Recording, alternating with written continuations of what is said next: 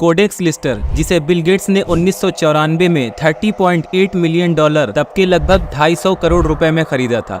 आज इस किताब की कीमत 400 करोड़ रुपए है। इस किताब के अंदर विज्ञान, शिक्षा और तकनीक का भविष्य लिखा हुआ था और इस किताब को लिखने वाले महान इंसान का नाम लियोनार्डो दा विंची था। महान इंसान मैं क्यों कह रहा हूँ, ये आपको वीडियो में आगे समझ आ जाएगा। दा विंची ने 500 साल पहले ही वो सब लिख दिया था जो हम आज के विज्ञान और तकनीक में देख रहे हैं। लियोनार्डो दा विंची एक पॉलीमैथ थे, यानी वो हर फील्ड के मास्टर थे। आज से करीब 500 साल पहले उन्होंने इंसान की बॉडी के 240 स्केच बना दिए थे, जब एक्सरे जैसी तकनीक भी नहीं थी। ये स्केच आज के मॉडर्न साइंस के स्केचेस से मेल खाते हैं और इसके पीछे का रीजन, वो अक्सर रात में कब्रिस्तान जाकर कब्रें खोदते और लाशों को निकालकर उनकी बॉडी को ऑब्जर्व करते थे ताकि समझ सके कि इंसान की बॉडी कैसे बनी है। आपके स्क्रीन पर ये सारे बॉडी के स्केचेस दिख रहे होंगे, ये उन्होंने बनाए थे। बाहुबली मूवी में भल्लाल देव का ये रथ आपने देखा ही होगा। ये मूवी कब आई थी ये भी आपको पता होगा, लेकिन देखिए रथ का डिजाइन दा विंची ने तभी बना लिया था, मतलब 500 साल पहले। इनके पास असंभव इमेजिनेशन स्किल थी। और ये इटली का नक्शा जो सैटेलाइट से लिया गया है, इसका स्केच भी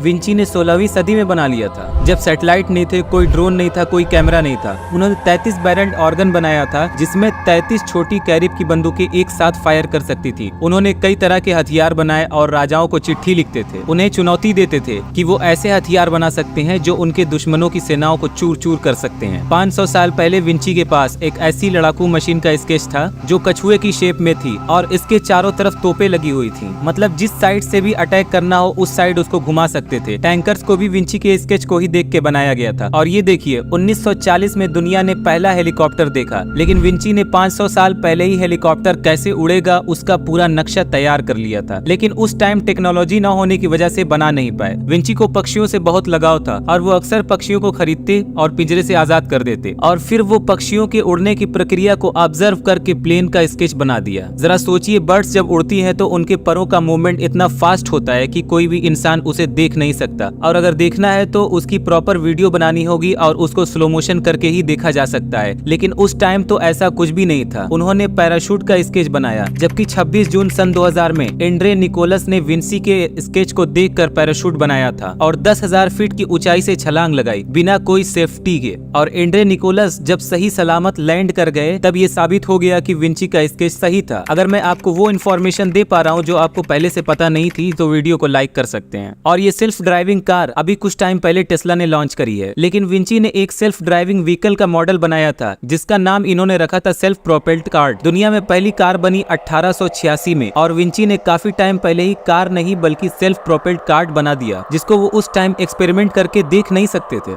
ये मोनालिसा की पेंटिंग जिसे विंची ने 14 साल में बनाया था और इसमें बाल से भी बारीक ब्रश का इस्तेमाल किया गया था और ये उनकी सबसे फेमस पेंटिंग है। लोगों का कहना था कि उन्होंने इसे अपना फीमेल वर्जन बनाया है। कुछ लोग कहते हैं कि इसमें बहुत सारे राज छुपे हैं। इस पेंटिंग की सबसे खास बात यह है कि इसका एक्सप्रेशन बताना बहुत ही मुश्किल है और अभी हम दा विंची के स्केच के बारे में उतना ही एक्सप्लेन कर पाए हैं जितना कि दुनिया अभी डेवलप हो पाई है। अभी और क्या क्या दुनिया में आना बाकी है और कौन कौन से ऐसे स्केचेस हैं जिसे इंसान समझ नहीं पा रहा है, कुछ कह नहीं सकते। बहुत सारी बातें हैं, जैसे आसमान का रंग नीला क्यों होता है, बर्ड्स इतनी देर तक हवा में कैसे रह लेती हैं। ऐसे बहुत सारे एक्सपेरिमेंट्स, स्केचेस और बहुत सारी खोजें, ये सब उस बुक में है जिसको 250 करोड़ रुपए में खरीदा है बिल गेट्स ने। एक बात और विंची कहते थे कि बहादुर होना खतरनाक हो सकता है, लेकिन डर हमारी सुरक्षा करता है। मतलब इसका एग्जाम्पल ये है कि अगर हमारे सामने आग जल रही है तो उसमें बहादुरी से कूदना ये आपको नुकसान दे सकता है, लेकिन अगर ये डर आप में आ गया, सामने आग है और अगर मैं उसके पास जाऊंगा तो जल जाऊंगा, तो ये आपको कई हद तक सेफ रख सकता है। उनका ये भी मानना है कि खूबसूरती से बिताई हुई जिंदगी लंबी चलती है।